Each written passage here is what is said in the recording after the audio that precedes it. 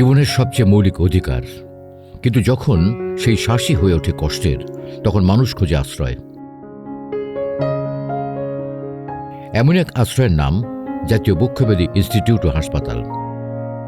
বাংলাদেশের স্বাস্থ্য খাতে এক অনন্য নির্ভরতার নাম, যেখানে প্রতিদিন সংগ্রামরত হাজারো মানুষের শ্বাস ফিরে পাওয়ার গল্প লেখা হয়। ফুসফুস ও শ্বাসতন্ত্রজনিত রোগ চিকিৎসায় এই প্রতিষ্ঠান দেশের সর্বোচ্চ রেফারেল কেন্দ্র। যক্ষ্মা, অ্যাজমা, সিওপিডি, নিউমোনিয়া, ফুসফুস ক্যান্সার ও অন্যান্য জটিল বক্ষব্যাধির চিকিৎসায় এই হাসপাতাল একটি আস্থার নাম। দক্ষ চিকিৎসক, প্রশিক্ষিত নার্স ও স্বাস্থ্যকর্মীদের নিরলস পরিশ্রমে এখানে প্রতিদিন নতুন করে ফিরে আসে জীবনের আশ্বাস। ওনার খুব কাশি ছিল, কাশি কম ছিল না। একটা ক্লিনিকে নিয়ে ভর্তি রেখেছি, 10 দিন মতো ওখানে চিকিৎসা দেওয়ার পরে সিটি স্ক্যান করে ফুসফুসের সমস্যার কথা বলে। উন্নত চিকিৎসা যদি করতে চান তাহলে ঢাকায় নিয়ে যান এবং বক্ষব্যাধিতে নিয়ে যান। তখন আমার আম্মাকে বক্ষব্যাধি হাসপাতালে আউটডোরে নিয়ে আসি। ওখান থেকে ভর্তি হয়ে আমাকে চিকিৎসা দিচ্ছে এখানে, এবং ভর্তি হয়ে আমার মা এখন বর্তমানে 18-19 দিন চিকিৎসা করার পর আজকে ছাড়পত্র দিয়ে দিয়েছে। এখন আমার মা সুস্থ। বিজ্ঞান ভিত্তিক চিকিৎসা প্রদানের লক্ষ্যে 1955 সালে ঢাকার প্রাণকেন্দ্র মহাখালীতে প্রতিষ্ঠিত হয় বক্ষব্যাধি সংক্রান্ত একটি চিকিৎসা সেবা কেন্দ্র, যেখানে শুধুমাত্র যক্ষ্মা রোগের চিকিৎসা প্রদান করা হতো। পরবর্তীতে বক্ষব্যাধি সংক্রান্ত অন্যান্য চিকিৎসা কার্যক্রম শুরু হলে এই প্রতিষ্ঠানটির নামকরণ করা হয় জাতীয় বক্ষব্যাধি ইনস্টিটিউট ও হাসপাতাল। হাসপাতালটি বাংলাদেশের মানুষের বক্ষ সংক্রান্ত রোগের আধুনিক চিকিৎসা অবস্থার অন্যতম স্থান হিসেবে বিবেচিত হওয়ায় সারা দেশ থেকে হাজার হাজার রোগীরা ছুটে আসেন সেবা গ্রহণের উদ্দেশ্যে। বুকের ব্যথা, বুকের সমস্যা দীর্ঘদিন যাবৎ ভুগতেছিল। ফরিদপুর বা বিভিন্ন জায়গায় দেখাইছি, কোনো উপকৃত হই নাই। এখন বক্ষব্যাধি হাসপাতাল আসছি, ডাক্তার সযত্নে দেখছেন এবং ভর্তি দিচ্ছেন। আল্লাহর রহমতে আপনাদের দোয়ার বরকতে সুস্থ হয়ে বাড়িতে যাব ইনশাল্লাহ।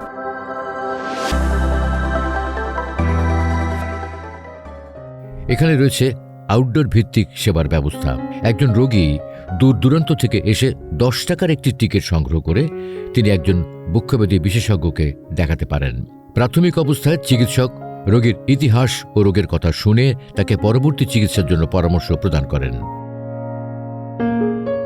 সুশৃঙ্খলভাবে টিকিট সংগ্রহের জন্য হাসপাতালটিতে রয়েছে পুরুষ ও মহিলাদের জন্য আলাদা টিকিট কাউন্টার। এছাড়াও যারা বাড়িতে বসে টিকিট সংগ্রহ করতে চায় তাদের জন্য রয়েছে ই-টিকিটিং ব্যবস্থা। হাসপাতালের আউটডোরে ব্যাপক ভিড় হয় এবং অনেক সময় দেখা যায় অনেক খারাপ রোগী, শ্বাসকষ্ট রোগী আমাদের এখানে ভর্তি হতে আসে। যখন কোনো রোগীকে দেখার পরে সেই রোগীটাকে ভর্তি হতে হবে কি না সেটা আমরা পরীক্ষা নিরীক্ষা করে বুঝতে পারি, এক্সরে দেখে বুঝতে পারি যে তার ভর্তি লাগবে। এখানে 2 ধরনের বিছানা থাকে ভর্তির জন্য, একটা ফ্রি বিছানা, একটা পেইং বিছানা, ভাড়া বিছানা।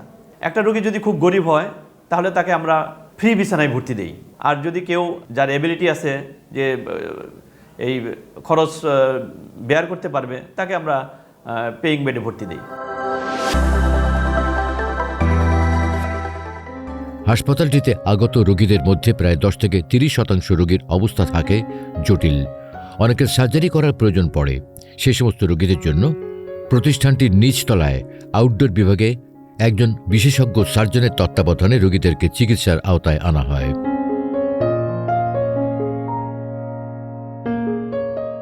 জাতীয় বক্ষব্যাধি ইনস্টিটিউট হাসপাতাল বুকের ব্যাধি চিকিৎসা করার জন্য এটি সর্বোচ্চ হাসপাতাল। এই হাসপাতালে দেশের বিভিন্ন প্রান্ত থেকে, দেশের বিভিন্ন মেডিকেল কলেজ, উপজেলা স্বাস্থ্য কমপ্লেক্স, জেলা সদর হাসপাতাল সহ যত হাসপাতাল আছে সেখান থেকে বুকের বিভিন্ন রকম রোগ এবং তার জটিলতা নিয়ে হাসপাতালে চিকিৎসার উদ্দেশ্যে আসে। বিশ্বের সঙ্গে তাল মিলিয়ে চিকিৎসা ব্যবস্থাকে উন্নত করার জন্য আমাদের জাতীয় বক্ষব্যাধি ইনস্টিটিউট হাসপাতাল বদ্ধপরিকর। সারা পৃথিবীতে যে উন্নত বুকের সার্জারি যে চিকিৎসা সেবাগুলো বর্তমানে রয়েছে, আমরা জাতীয় বক্ষব্যাধি ইনস্টিটিউট হাসপাতালে নিয়মিত সার্জারি করার মাধ্যমে এই সেবাগুলো নিয়মিত প্রদান করে থাকি।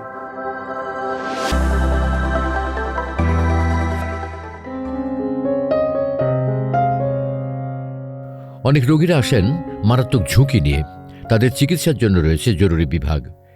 এখানে সাধারণ অ্যাজমা ও গুরুতর অবস্থায় থাকা রোগীদের চিকিৎসা ব্যবস্থা রয়েছে। প্রয়োজন হলে রোগীকে ভর্তি রেখে চিকিৎসার আওতায় নিয়ে আসা হয়। প্রাথমিক অবস্থায় ভর্তিকৃত রোগীদের অবজারভেশন রুমে রাখার ব্যবস্থা রয়েছে এই প্রতিষ্ঠানটিতে। আমাদের জরুরি বিভাগে সারা বাংলাদেশ থেকে ফুসফুস জড়িত বিভিন্ন ধরনের রোগীরা এসে থাকেন। আসলে আমরা সেই রোগীগুলোকে প্রথমে জরুরিভাবে ডায়াগনোসিস যতটুকু সম্ভব আমরা ক্লিনিক্যালি দেখে ডায়াগনোসিস কনফার্ম করার চেষ্টা করি এবং চেষ্টা করে যাদের শ্বাসকষ্ট থাকে তাদের শ্বাসকষ্টের জন্য প্রয়োজনীয় অক্সিজেন এবং নেবুলাইজেশনের মাধ্যমে তাদের ইমার্জেন্সি যে কষ্টটা আছে সেই কষ্টটা লাঘব করানোর চেষ্টা করি। যদি দেখি আমরা ফুসফুসের রোগীটা ভর্তিযোগ্য তাহলে আমরা এখানে বেড খালি থাকা সাপেক্ষে আমরা রোগীগুলো ভর্তি করে দিই। যদি মেডিসিনের রোগী হয় তাহলে আমরা মেডিসিন ওয়ার্ডে ভর্তি করি। আর যদি দেখা যায় যে রোগীর সমস্যাটা সার্জারি রিলেটেড সেক্ষেত্রে আমরা রেসিডেন্সিয়াল যে আবাসিক সার্জন আছে ওনার কাছে পাঠিয়ে দিই। উনি পরবর্তীতে রোগীটা দেখে পরবর্তীতে রোগীর ব্যাপারে সিদ্ধান্ত দিয়ে থাকেন। আমরা জরুরি বিভাগে চিকিৎসা ব্যবস্থা আমাদের যতটুকু সামর্থ্যের মধ্যে আছে আমরা সর্বোচ্চ রোগীর স্বাস্থ্য সেবা নিশ্চিত করার জন্য সর্বদা চেষ্টা করি আমরা।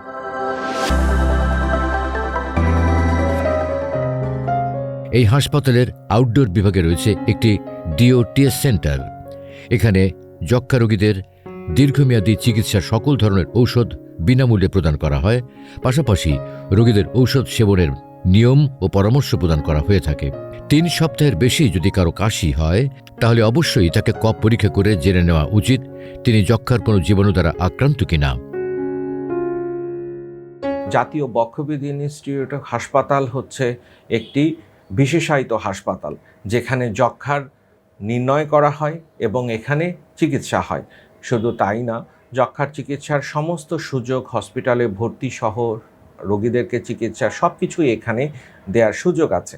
এবং শুধু তাই না, এখানে যে রেফারেন্স ল্যাবরেটরিটা আছে যক্ষ্মার, সেটার মাধ্যমে মাল্টি ড্রাগ রেজিস্ট্যান্ট টিবি যেটা নতুন করে সারা দুনিয়া জুড়ে আলোচিত হচ্ছে সেইটারও এখানে চিকিৎসা দেওয়ার সুযোগ আছে এবং আমাদের দেয়া হয়ে থাকে।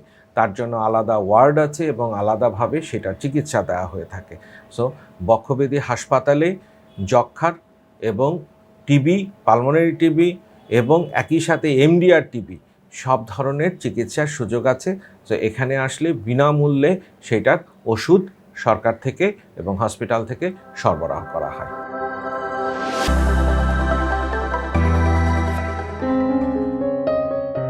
হাসপাতালে আগত রোগীদের রোগ নির্ণয়ের জন্য রয়েছে রেডিওলজি ও ইমেজিং বিভাগ। এই বিভাগে রোগীদের এক্স-রে, আলট্রাসনোগ্রাফি, সিটি স্ক্যান সহ অন্যান্য পরীক্ষা নিরীক্ষার সুব্যবস্থা রয়েছে। পরীক্ষা করার জন্য টাকা জমা দেওয়ার ব্যাংকিং ব্যবস্থাও এখানে চালু রয়েছে। যে সমস্ত রোগীদের বুকের সমস্যা, সে অ্যাজমা বা টিউমার, ক্যান্সার বা অন্য যে কোনো বুকের সমস্যা, খাদ্যনালীর সমস্যা, এইসব পেশেন্ট সাধারণত এখানে আসে। বিশেষ করে রেফার্ড কেসগুলো, যত রকম জটিল কেস আছে সবাই এখানে চলে আসে আলটিমেটলি। প্রায় প্রত্যেকটা পেশেন্টেরই রেডিওলজি বিভাগে আসতে হয়। রেডিওলজি বিভাগে যে পরীক্ষাগুলো হয় যেমন এক্স-রে, আলট্রাসোনোগ্রাম এবং সিটি স্ক্যান হয়। আর কিছু ইন্টারভেনশনাল প্রসিডিওর যেমন সিটি গাইডেড এফএনএসি বা core biopsy, plural fluid aspiration বা পানি টানা যেটাকে বলে সাধারণ ভাষায়, তো এই পরীক্ষাগুলো এখানে হয়। তা আমরা এই সেবাগুলো সরকারি মূল্যে এখানে দিয়ে থাকি এবং আমরা চেষ্টা করি রোগীর সর্বোচ্চ সেবা দিতে।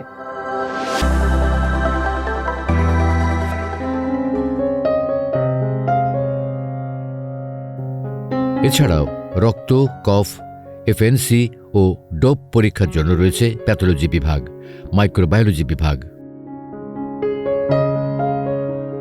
হাসপাতালে আগত মুমূর্ষু রোগীদের অপারেশন করার সময় অনেকের রক্তের জরুরি প্রয়োজন হয়। হাসপাতালটিতে রয়েছে একটি ব্লাড ট্রান্সফিউশন বিভাগ। এখানে রোগীর ডোনারদের থেকে অথবা নিজস্ব তহবিল থেকে রোগীদের প্রয়োজনে রক্ত সরবরাহ করা হয়ে থাকে। জাতীয় বক্ষব্যাধি ইনস্টিটিউট ও হাসপাতালে ট্রান্সফিউশন মেডিসিন বিভাগ দীর্ঘদিন সুনামের সঙ্গে কাজ করে আসছে। এখানে ইনডোর বা আউটডোরের রোগীরা রক্তের প্রয়োজনে চলে আসে। এটা 24 ঘন্টা খোলা। রক্তদাতা নিয়ে আসলেও হয়, না নিয়ে আসলেও এখান থেকে তারা প্রয়োজনীয় সেবা পায়। এখানে ডে কেয়ার আছে, সেখানেও রোগীর রক্ত দেওয়া যেতে পারে। এখানে রোগীর রক্তদাতারা আসলে তাদেরকে সিলেকশন করার পরে যে তারা রক্ত দিতে পারবে কি না, তারপরে তাদের কাছ থেকে রক্তটা নেওয়া হয় এবং তারপরে তারা রেস্ট নিয়ে প্রয়োজনীয় উপদেশ নিয়ে তারপর এখান থেকে যায়। ভর্তি যারা রোগী, রক্তের প্রয়োজনীয় বেশ কিছু টেস্ট এখানে করা হয়। Hepatitis B, hepatitis C, malaria, syphilis আর হচ্ছে গিয়ে HIV, এই 5টা টেস্ট আমরা করি, সঙ্গে direct agglutination test, Coombs test যেটাকে বলে।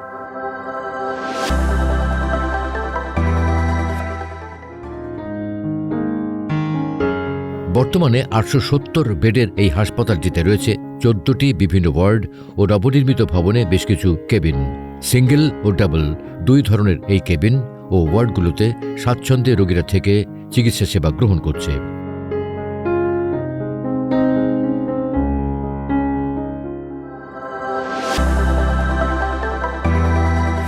হাসপাতালে রয়েছে সার্জারি বিভাগের 5টি সুদক্ষ ইউনিট। এই ইউনিটের বিশেষজ্ঞ সার্জনদের সমন্বয়ে জটিল সকল অপারেশন করা হচ্ছে নিয়মিত। এই অপারেশনকৃত রোগীদের সেবার জন্য এখানকার রেসপিরেটরি মেডিসিন বিভাগে রয়েছে 12টি ইউনিট। এই সকল ইউনিটে থাকা বিশেষজ্ঞ চিকিৎসকগণ রোগীদের সেবায় সার্বক্ষণিক নিয়োজিত থেকে সেবা দিয়ে যাচ্ছে। যে সমস্ত অপারেশন ইমিডিয়েটলি এমার্জেন্সিভাবে করতে হবে, পেশেন্ট অত্যন্ত কষ্ট পাচ্ছে, তার হয়তো অক্সিজেন কমে যাচ্ছে, প্রচণ্ড শ্বাসকষ্ট হচ্ছে, যেমন সবচেয়ে বেশি পেশেন্ট আমরা পাই এই ক্ষেত্রে চেস্ট ট্রমা বা অ্যাক্সিডেন্টের পেশেন্ট। অ্যাক্সিডেন্ট হয়ে পাঁজরের হাড় ভেঙে গেছে, লাংসের মধ্যে ইনজুরি হয়েছে বা বুকের ভেতরে বাতাস বা রক্ত জমে গেছে, এই ধরনের পেশেন্ট আসলে দ্রুতই আমরা চিকিৎসার ব্যবস্থা করি।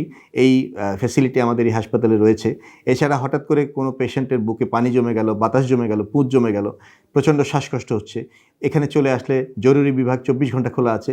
যে কোনো সময় আমরা পেশেন্ট রিসিভ করে ভর্তি করে আমরা তার ট্রিটমেন্ট শুরু করতে পারি। যে পেশেন্টগুলো অপারেশনের অবস্থায় থাকে, অনেক সময় লাং ক্যান্সার দেরি হয়ে যায়, তখন আমরা অপারেশন করতে পারি না, বাট আর্লি লাং ক্যান্সার যদি আপনি স্টেজ 1 এবং স্টেজ 2-তে আসেন, আমাদের এখানে আসলে আমরা এখানে অপারেশনের ব্যবস্থা আমাদের আছে। এই ধরনের কেসগুলো আমরা অপারেশন করি। 2 লাঙের মাঝখানে যে টিউমারগুলো হয়, মেডিসিনাল টিউমার, সেটা আমরা অপারেশন করি। এর আগে আমি একটু আলাপ করেছিলাম শ্বাসনালী এবং খাদ্যনালীতে যদি কোনো কিছু আটকে যায়, সেইটা আমরা ক্যামেরার মাধ্যমে বের করি। এইটা অবশ্য জরুরি বিভাগের মাধ্যমে ভর্তি হয়, কারণ এটা খুব লাইফ থ্রেটেনিং একটা কন্ডিশন। এছাড়া আমরা যে অপারেশনগুলো, খাদ্যনালীর অপারেশন আমরা করি, খাদ্যনালী সরু হয়ে যায় বা খাদ্যনালীতে টিউমার বা ক্যান্সার হয়ে যায়, সেই অপারেশনগুলো আমরা এখানে করি। এবং সারা দেশ থেকে পেশেন্টগুলো আমাদের এখানে আসে, এখানে সাকসেসফুলি অপারেশনগুলো করা হয়। ওপেন মেথড, যেটা আগের পুরানো ট্রেডিশনাল মেথড, সেইভাবে করি, অথবা ক্যামেরা দিয়ে আমরা আধুনিক পদ্ধতিতে করি, যেটাকে আমরা বলি ভ্যাটস সার্জারি।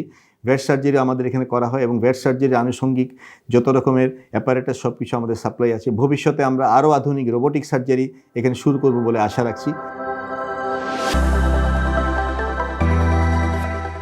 নিয়মিত চিকিৎসা ও ঔষধ ব্যবহারে অ্যাজমাকে নিয়ন্ত্রণ রাখা সম্ভব। চিকিৎসকগণ রোগীদের সে বিষয়েও নানান পরামর্শ প্রদান করছেন।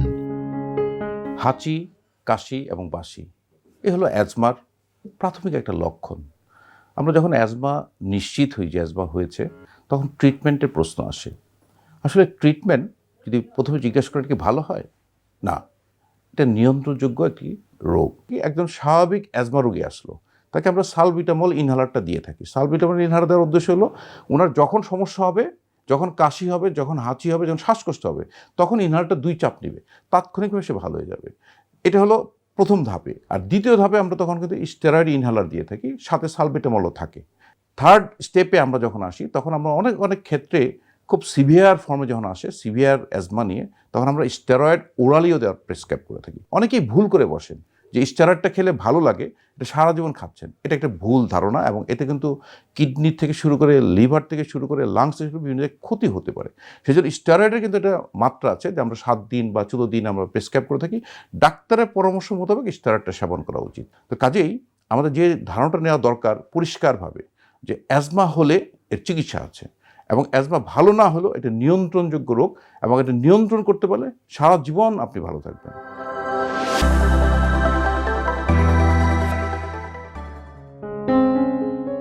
ইনহেলার যে শেষ চিকিৎসা নয় তা ভুল প্রমাণ করতে অ্যাজমা চিকিৎসায় ইনহেলার জাতীয় ঔষধের গুরুত্ব তুলে ধরে রোগীদের সচেতন করা যাচ্ছে। আচ্ছা, আপনার কি সমস্যাগুলো ছিল? রাতের বেলা এবং শ্বাসকষ্ট হয়। এই অ্যাজমা বা হাঁপানি রোগ একদম ভালো হওয়ার মতো রোগ না, একদম নির্মূল করা যাবে না। তবে আমরা যেমন ডায়াবেটিস বা হাইপারটেনশন নিয়ন্ত্রণে রাখতে পারি, আপনাকে যে ইনহেলার দেওয়া হবে এটা যদি আপনি সঠিকভাবে নেন, তাহলে হয়তো আপনার অ্যাজমা বা হাঁপানি রোগটা আপনার কন্ট্রোলে থাকবে বা নিয়ন্ত্রণে থাকবে।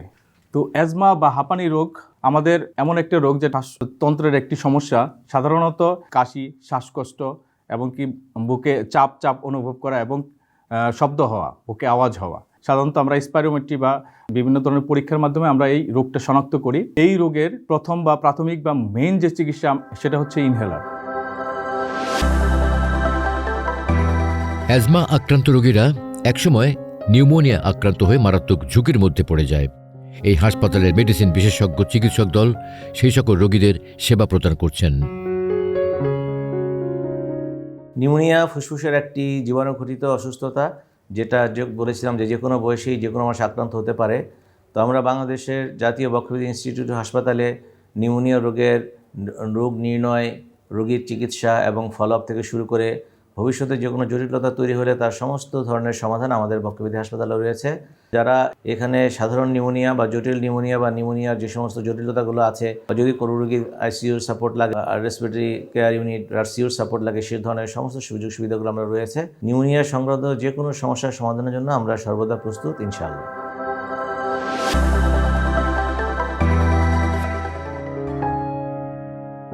সিওপিডিও একটি বক্ষ সংক্রান্ত জটিল রোগ, যদিও অ্যাজমার সাথে এর কোনো সম্পর্ক নেই, শুধুমাত্র ধূমপান ও পরিবেশ দূষণ, যার জন্য সেই জটিল রোগটির চিকিৎসাও দিয়ে যাচ্ছে প্রতিষ্ঠানটিতে থাকা চিকিৎসকবৃন্দ।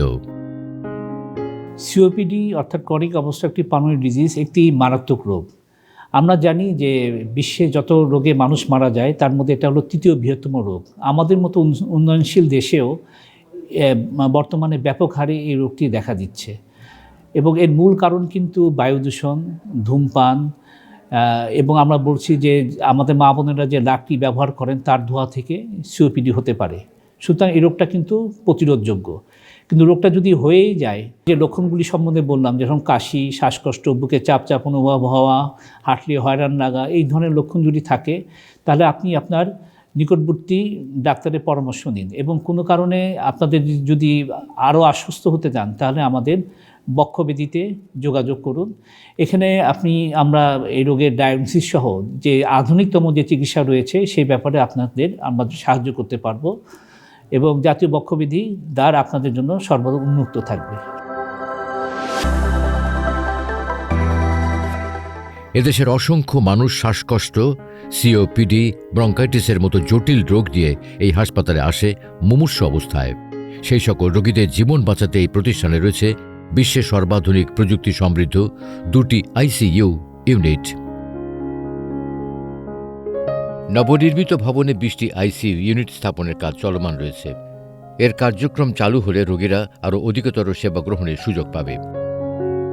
বিশেষজ্ঞ চিকিৎসক ও নার্সদের তত্ত্বাবধানে এই ইউনিটের রোগীরা পাচ্ছেন সার্বক্ষণিক সেবার সুযোগ। এখানে সাধারণত আমরা মুমূর্ষু রোগী যেগুলো ওয়ার্ডে চিকিৎসা সম্ভব নয় তাদেরকেই চিকিৎসা দিয়ে থাকি।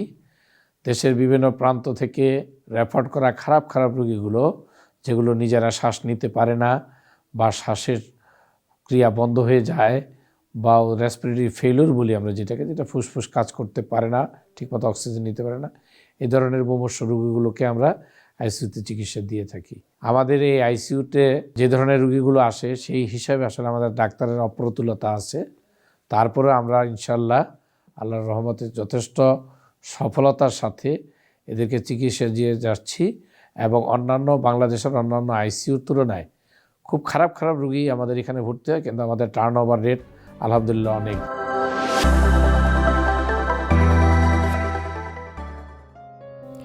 এদেশের অসংখ্য অ্যাজমা রোগীরা ইনহেলার ব্যবহার ঠিকমতো করতে পারে না।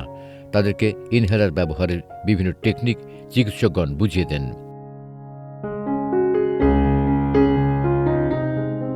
অ্যাজমা আক্রান্ত অনেক শিশু ও বৃদ্ধ মানুষেরা ইনহেলার ব্যবহার করতে সমস্যা হয়।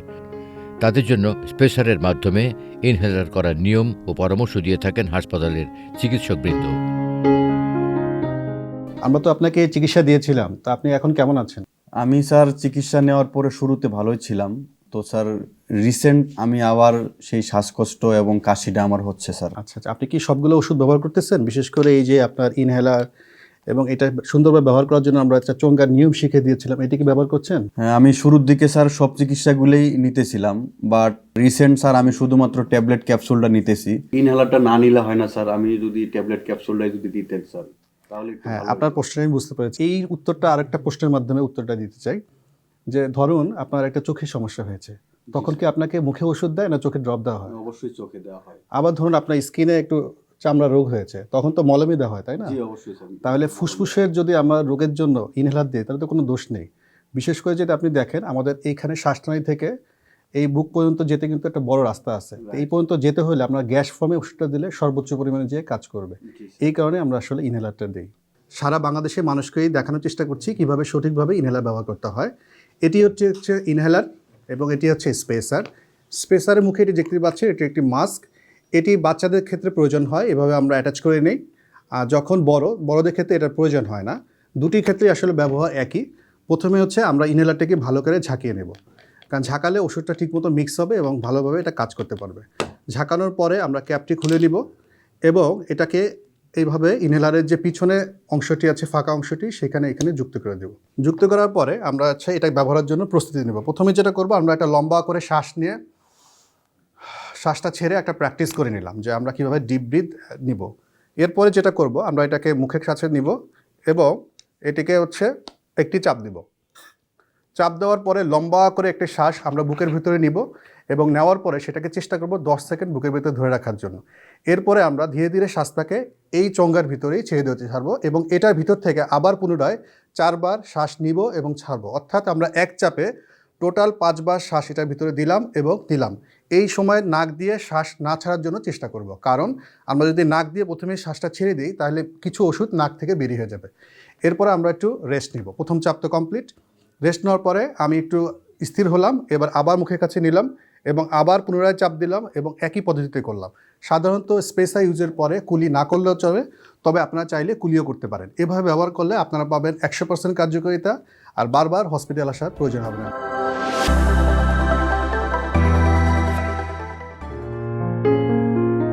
অনেক অ্যাজমা রোগীর জন্য স্টেরয়েড জাতীয় ঔষধ, ট্যাবলেট বা ক্যাপসুল রয়েছে যেগুলোকে ইনহেলারের মাধ্যমে শ্বাস নিতে হয়।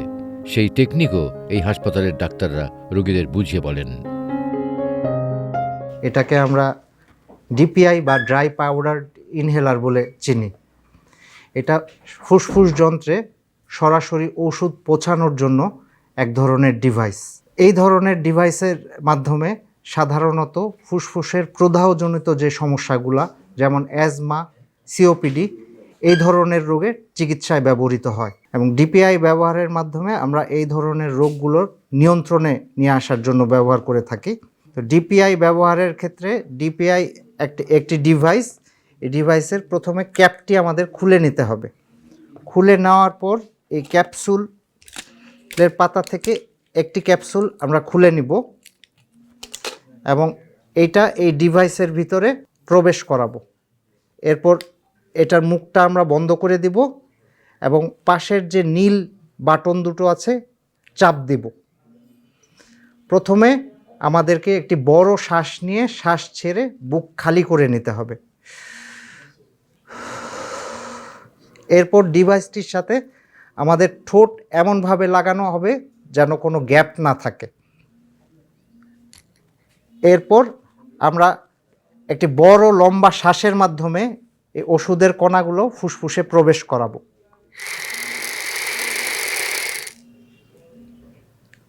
এরপর 10 সেকেন্ড আমরা এই শ্বাসটা ধরে রাখবো। 1 থেকে 10 পর্যন্ত গুনবো এবং এইটাই সবচেয়ে ইম্পর্ট্যান্ট পার্ট। এইভাবে ব্যবহারের পরে আমরা ভালো করে কুলি করে নেব।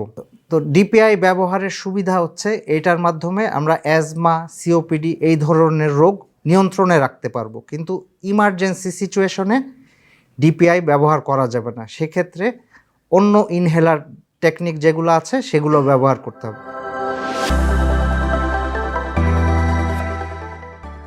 সাধারণ মানুষের মাঝে অ্যাজমা বা হাঁপানি রোগের সচেতনতা বৃদ্ধির জন্য হাসপাতালটিতে রয়েছে স্বাস্থ্য শিক্ষা ইউনিট ও ফিজিওথেরাপি ইউনিট। এখানে রোগীদের শ্বাসকষ্ট নিরাময়, কিভাবে ব্যায়ামের মাধ্যমে রোগটিকে নিয়ন্ত্রণে রাখা যায় এ বিষয়ে পরামর্শ দেওয়া হয়।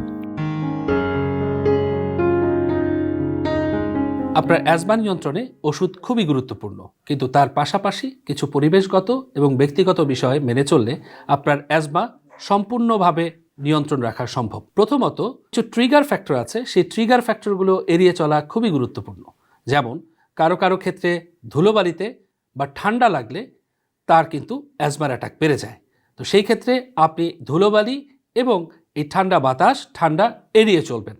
অনেকের ক্ষেত্রে কিছু কিছু খাবারেও তার অ্যাজমার অ্যাটাক বা অ্যালার্জির অ্যাটাক বেড়ে যেতে পারে এবং সেই খাবারগুলোই কেবল তিনি এড়িয়ে চলবেন। ধূমপায়ীরা অবশ্যই ধূমপান এড়িয়ে চলবেন এবং যাদের ক্ষেত্রে ধুলোবালিতে গেলে সমস্যা বেড়ে যায় তারা ধুলোবালিময় পরিবেশ এড়িয়ে চলার চেষ্টা করবেন। ওজন বেশি আছে বা স্থূলতা রয়েছে তারা ওজন নিয়ন্ত্রণ করুন, নিয়মিত ব্যায়াম করার চেষ্টা করুন। কিছু ভ্যাকসিন রয়েছে যেমন ইনফ্লুয়েঞ্জা ভ্যাকসিন এবং নিউমোনিয়া ভ্যাকসিন। চিকিৎসকের পরামর্শে নিউমোনিয়া ভ্যাকসিন বা ইনফ্লুয়েঞ্জা ভ্যাকসিন নিয়মিত গ্রহণ করলে আপনি অনেকটাই লক্ষণমুক্ত থাকতে পারবেন এবং আপনার অ্যাজমাকে নিয়ন্ত্রণ করতে পারবেন।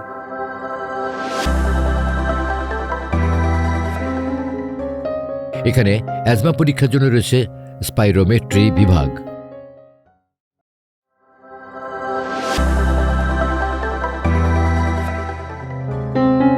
অ্যাজমার পাশাপাশি লাং ক্যান্সার ও ব্রঙ্কাইটিস রোগে আক্রান্ত রোগীদেরও চিকিৎসা প্রদান করে যাচ্ছেন প্রতিষ্ঠানটির রেসপিরেটরি মেডিসিনের চিকিৎসকবৃন্দ। অ্যাজমা একটি কষ্টকর রোগ। আপনি যদি নিয়মিত চিকিৎসা নেন তাহলে আপনি ভালো থাকবেন। অ্যাজমা রোগকে নিরাময় করা যায় না, কিন্তু নিয়ন্ত্রণ করা যায়। যেসব কারণে অ্যাজমা হয়, ট্রিগারিং ফ্যাক্টরগুলো থেকে আপনি যদি নিয়ন্ত্রণ রাখতে পারেন, আপনি যদি দূরে থাকতে পারেন, তাহলে আপনার অ্যাজমা অনেকাংশে কমে যাবে। এবং যদি শ্বাসকষ্ট বেড়ে যায়, কোনো কারণে আপনি শ্বাসকষ্ট আক্রান্ত হন, নিয়মিত চিকিৎসা নিলে এবং দীর্ঘমেয়াদী চিকিৎসা নিলে আপনি একজন সুস্থ মানুষের মতন আপনি জীবনযাপন করতে পারবেন এবং আপনি জীবন ধারণ করতে পারবেন। আপনাদের প্রতি অনুরোধ, যারা অ্যাজমা রোগী তারা নিয়মিত চিকিৎসা নেবেন এবং একজন চিকিৎসকের পরামর্শ অনুযায়ী চিকিৎসায় থাকবেন এবং যেসব কারণে আপনার এই রোগগুলা বৃদ্ধি পায় সেই রোগগুলা থেকে আপনি দূরে থাকবেন এবং সেই রোগগুলা এবং সেই জিনিসগুলা থেকে আপনি, সবচেয়ে বড় কথা যে বায়ু দূষণ থেকে আপনারা সবাইকে সাবধানে রাখবেন এবং বনায়নের মাধ্যমে নির্মল বায়ু এবং পরিবেশকে ভালো রাখবেন। এতেই দেখা যাবে যে অনেকাংশে অ্যাজমা রোগ কমে যাওয়ার সম্ভাবনা থাকে। তাই আপনারা সবাই সচেতন থাকুন এবং অ্যাজমা রোগের নিয়মিত চিকিৎসা নিন।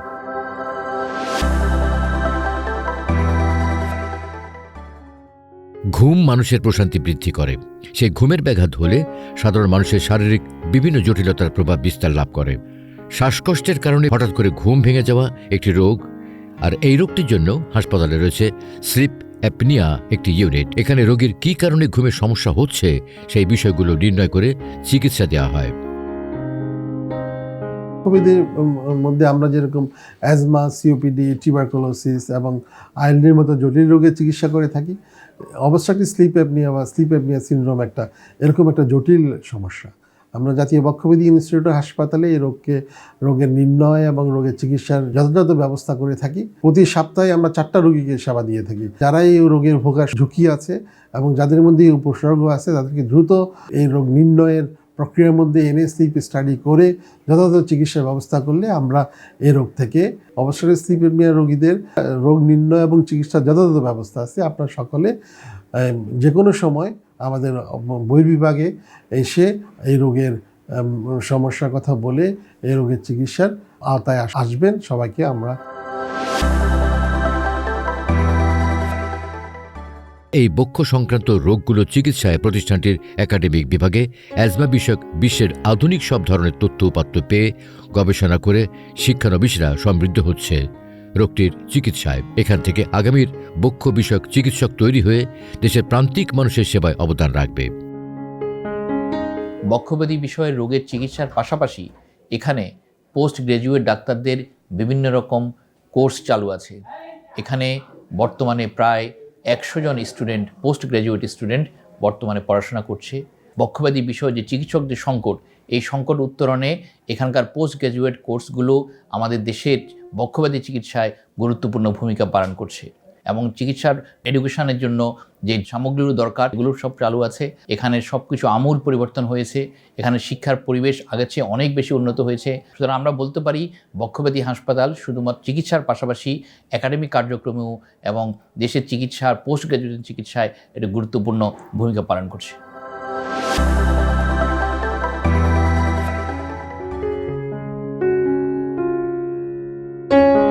অ্যাজমা রোগটি সাধারণ সেবা প্রদানে সক্ষমতা বৃদ্ধি করতে 2005 সালে জাতীয় বক্ষব্যাধি ইনস্টিটিউট ও হাসপাতাল সংলগ্ন একটি অ্যাজমা সেন্টার স্থাপন করা হয়। অ্যাজমা সেন্টারটি শুভ উদ্বোধন করেন তৎকালীন প্রধানমন্ত্রী বেগম খালেদা জিয়া।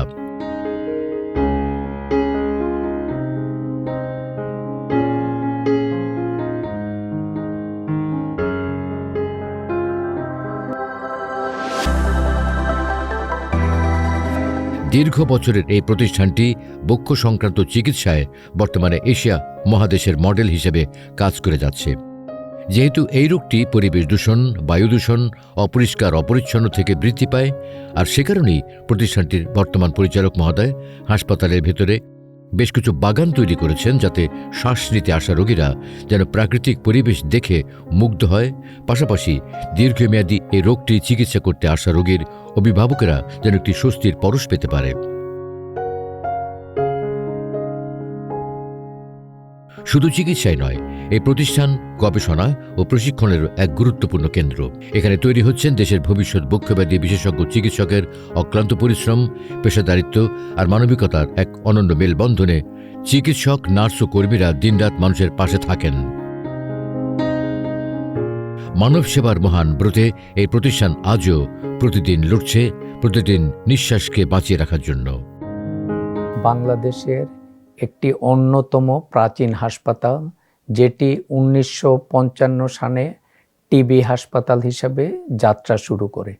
পরবর্তীতে 1962 সনে এটি বক্ষব্যাধি ইনস্টিটিউট ও হাসপাতাল হিসাবে রূপান্তরিত হয়, যার মাধ্যমে প্রথমে 200 শয্যা ছিল, সেখান থেকে 400 শয্যাতে উন্নীত হয়। পরবর্তীতে 1995 সনে এখানে বক্ষব্যাধির অধিকতর সম্প্রসারণ ও শক্তিশালী প্রকল্পের মাধ্যমে বেড সংখ্যা 600-তে উন্নীত হয় এবং তার emergency, outdoor, RP, RS, anaesthesia এবং অন্যান্য বিভাগে শিক্ষক এবং মেডিকেল অফিসার এবং কর্মকর্তা কর্মচারী সহ প্রায় 2 শতাধিক লোক জয়েন করে।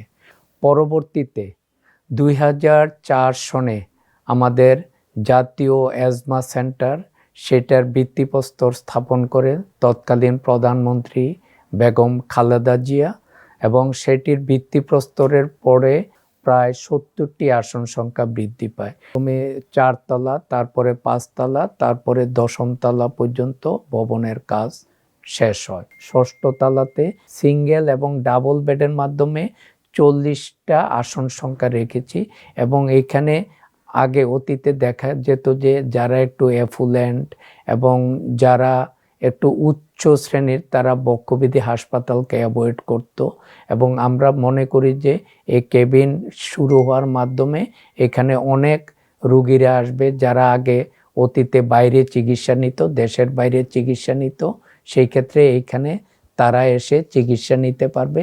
8ম তলার 56 বেড সম্পূর্ণ চালু করেছি। আইসিইউ অর্ধেক আছে, নিচের যে আইসিইউ আছে সেটা শিফট করলে পুরোপুরি আমরা চালু করতে পারবো। বর্তমানে বক্ষব্যাধি হাসপাতালের বেড সংখ্যা 870-এ আমরা উন্নীত করেছি। 18-19 একটি ডেডিকেটেড ওয়ার্ড আছে এমডিআর রোগীদের জন্য, এবং পুরুষ এবং মহিলা 2 গ্রুপের জন্য আমরা ব্যবস্থা করে রেখেছি। যে কোনো শ্বাসকষ্টরে দেখা যাচ্ছে রোগীরা বক্ষব্যাধিতে চলে আসে, আমরা তাদেরকে স্ক্রিনিং করে যেগুলি রেসপিরেটরি কজ আমরা এখানে করি, আবার কার্ডিয়াক কজও শ্বাসকষ্ট হয় তখন তাদেরকে আমরা প্রপার জায়গায় রেফার করে দেই। এছাড়াও অন্যান্য যদি কোনো কারণ থাকে, যে অনেকের ফুসফুসে পানি জমার কারণে, ফুসফুসে বাতাস জমার কারণে, অনেক সময় নিউমোনিয়ার কারণেও শ্বাসকষ্ট হয়, সমস্ত শ্বাসকষ্ট চিকিৎসায় আমরা এখানে করি। বিশেষ করে নিম্ন মধ্যবিত্ত অথবা নিম্ন আয়ের দেশগুলিতে লাং ক্যান্সারের ঝুঁকি ধূমপানের জন্য হচ্ছে এবং এই রোগীর সংখ্যাও অনেক। আমরা লাং ক্যান্সারের সার্জারি এবং মেডিকেল যে কমপ্লিকেশন বা অ্যাসোসিয়েটেড সিমটম থাকে সেগুলির চিকিৎসা আমরা বক্ষব্যাধিতে করছি। প্রতি বছর প্রায় 2500 সার্জারি বক্ষব্যাধিতে ছোট বড় মিলিয়ে হচ্ছে। বক্ষব্যাধি হাসপাতাল থেমে নেয়। বক্ষব্যাধি হাসপাতালের তার যে জনবল চিকিৎসক আছে সেগুলি নিয়ে এগিয়ে যাচ্ছে এবং আমি দায়িত্ব নেওয়ার পর বিশেষ করে আমাদের অ্যাজমা সেন্টারের যে ভার্টিক্যাল এক্সটেনশন ছিল সেটাকে অনেকাংশে কার্যক্রম করতে পেরেছি। গত 24শে ডিসেম্বর আমাদের সচিব স্যারও আমাদের ভিজিট করে গিয়েছেন এবং তাতে উনি সন্তোষ প্রকাশ করেছেন এবং যেই হারে আমাদের কাজ এগিয়ে যাচ্ছে ইনশাল্লাহ আমরা আগামী 1-2 বছরে বক্ষব্যাধির যে প্রতিকূলতাগুলি বা যেই অভাবগুলি আছে আমরা সেগুলি দূর করতে সচেষ্ট হব। এছাড়াও আমরা করি যে বিভিন্ন রেসপিরেটরি বিভিন্ন দিবস আছে, যেমন world TB day, world asthma day, world COPD day, world lung cancer day, তারপরে ওয়ার্ল্ড রেসপিরেটরি ডে। সেই দিবসগুলি আমরা পালন করি বিভিন্ন আমাদের যে রেসপিরেটরির অর্গানাইজেশন আছে বাংলাদেশ চেস্ট অ্যান্ড হার্ট অ্যাসোসিয়েশনের মাধ্যমে এই দিবসগুলি পালন করা হয় এবং এই দিবসগুলি পালন করার উদ্দেশ্য থাকে আমাদের চিকিৎসকের মধ্যে আমাদের নলেজ শেয়ারিং করা বিভিন্ন সায়েন্টিফিক প্রেজেন্টেশনের মাধ্যমে। সেকেন্ড হলো পেশেন্টদের অ্যাওয়ারনেস বৃদ্ধি করা। থার্ড, পেশেন্টদের পাশাপাশি সাধারণ মানুষেরও অ্যাওয়ারনেস বৃদ্ধি করা। আমরা ইদানিং একটা বিউটিফিকেশন প্রোগ্রাম নিয়েছি বক্ষব্যাধি হাসপাতালে। আশপাশের জায়গাগুলি আমরা পরিষ্কার করে এখানে ফুলের বাগান এবং বিভিন্ন ফলের গাছ এবং সৌন্দর্য বর্ধনকারী বৃক্ষরোপণ করেছি যাতে বক্ষব্যাধির সৌন্দর্যে অনেকাংশে বৃদ্ধি পাবে। এটাও আধুনিক হইলে চিকিৎসা ক্ষেত্রে এবং রোগীদের সেবায় বহুলাংশে আমরা এগিয়ে যেতে পারব।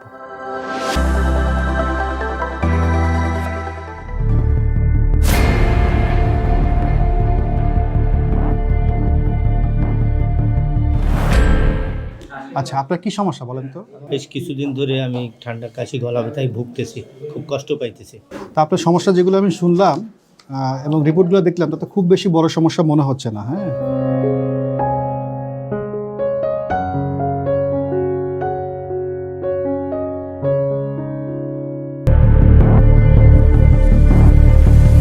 আপনি এই ওষুধগুলো ঠিকমতো সেবন করুন এবং হচ্ছে যে পরামর্শগুলো দেওয়া আছে সেগুলো ফলো করুন এবং হচ্ছে অ্যালার্জি খাবারগুলো এড়িয়ে চলুন, ধুলাবালি এড়িয়ে চলুন, তাহলে আশা করি তেমন কোনো সমস্যা হবে না। ভালো থাকুন। হ্যাঁ,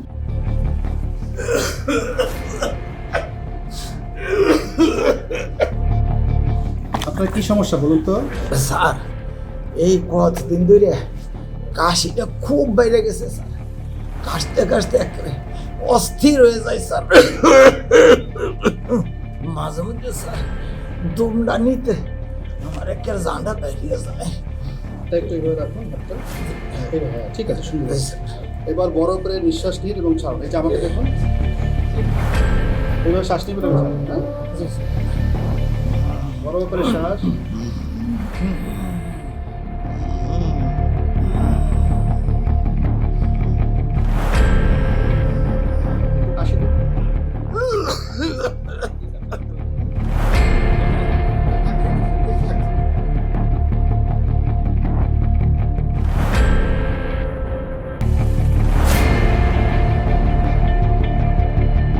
কেমন দেখলেন স্যার?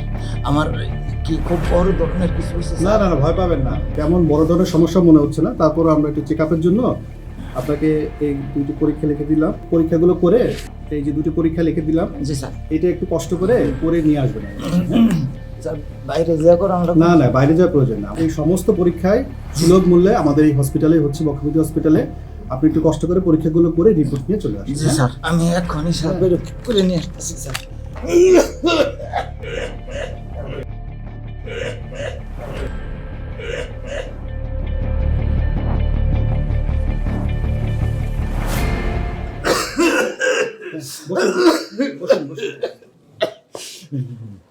স্যার, এই যে স্যার পরীক্ষা করে নিয়ে এসছি স্যার।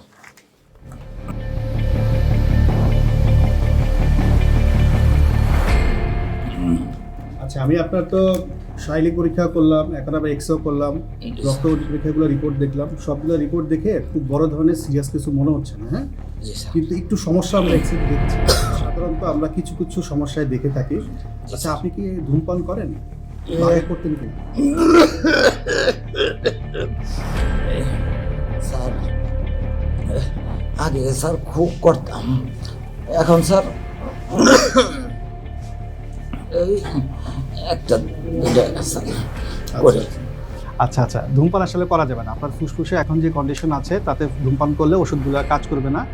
আপনি ধূমপান বাদ দিবেন, এছাড়া ধুলাবালিকে এড়ায় চলতে হবে, মাস্ক পরবেন এবং পুষ্টিকর খাবার খাবেন। এই ওষুধগুলো ফলো করেন তাহলে কোনো সমস্যা হবে না আশা করি। এগুলো ঠিক মতো যদি পালন করেন আপনি পরামর্শ, তাহলে আর কোনো সমস্যা হবে না। ঠিক আছে, ভালো থাকবেন। হ্যাঁ, ঠিক আছে স্যার, আমি ওষুধ একটা ঠিক মতো খাবো স্যার, নিয়ম মাইনেই খাবো স্যার।